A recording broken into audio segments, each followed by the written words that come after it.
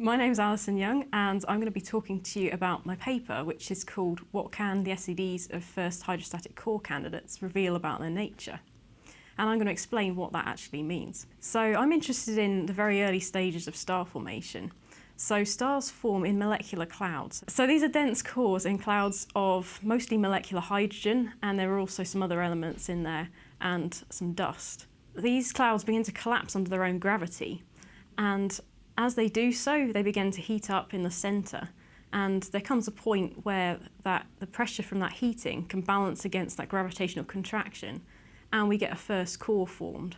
So it's this object that will then collapse again to become the stellar core, so the star itself. The first core has been predicted in the theory of star formation going right back to the 1960s, but as yet we haven't actually been able to observe it.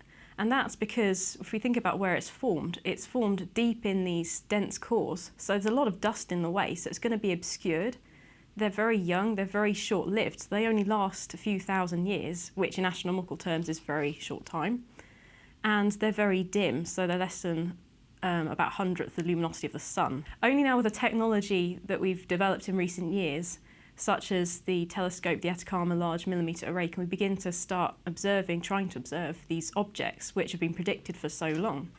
So we need to predict what characteristics these objects will have to be able to positively identify them in observations. So I do this by performing radiation hydrodynamical simulations of the collapse of a prestellar core to form that first core. And radiation hydrodynamics is simply calculating the movement of the gas under its own gravity and under the influence of heating. And this shows what the temperature and the density distribution will be like when that first core forms.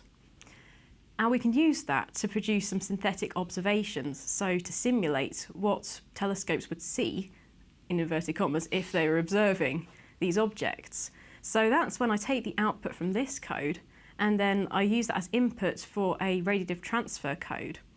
And it basically maps the density and temperatures onto a grid and then fires photons through it and records how they might come out to an observer.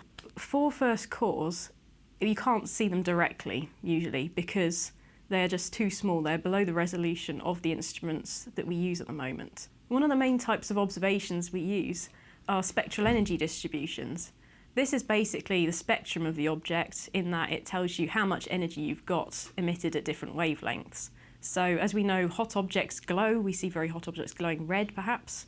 Now these are very cold objects, so they actually glow, as it were, in the submillimeter part of the spectrum, which is between infrared and microwave wavelengths. So the spectral energy distributions are made up by taking images with infrared telescopes like Spitzer and Herschel, as well as submillimeter telescopes like the submillimeter array.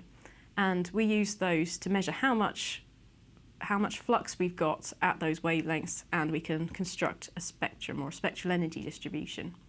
Now I've created over 1,000 synthetic spectral energy distributions for my model first cores. And I've done this by changing the parameters from my hydrodynamical simulation slightly. So I've done different initial temperatures, different rotation rates, and I can also do different inclinations of the system relative to the observer. Because if we've got a core that's rotating, it's going to become flattened and it might generate a spiral structure. And that's going to look different depending whether it's face on or edge on to the observer. I've taken my set of model SEDs and I've compared them to those of a few first core candidates that have been observed. We find that the spectral energy distributions can place some constraints on the nature of these objects. For example, we can see which ones are likely to be younger and which ones are probably not first cores in fact, but are probably a more evolved object, like a very young protostar. And which ones might be rotating quickly, which ones are maybe rotating more slowly, and which ones are likely to be inclined a lot relative to the observer.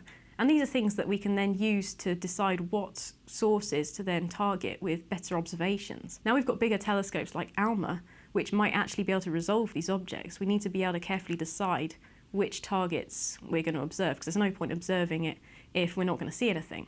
So now we can decide these ones are most likely to be first cores, so we can follow them up with more high resolution observations. We can check then whether they are the inclination that we predicted and whether we see rotational structures that would be evident if it was rotating very quickly, for example. So to summarise, observing time on large arrays such as ALMA is very hard to come by and it's very competitive. So our models will help us be sure that we can choose candidates, first core candidates, that are likely to be interesting and useful targets, which makes a good case for observing them.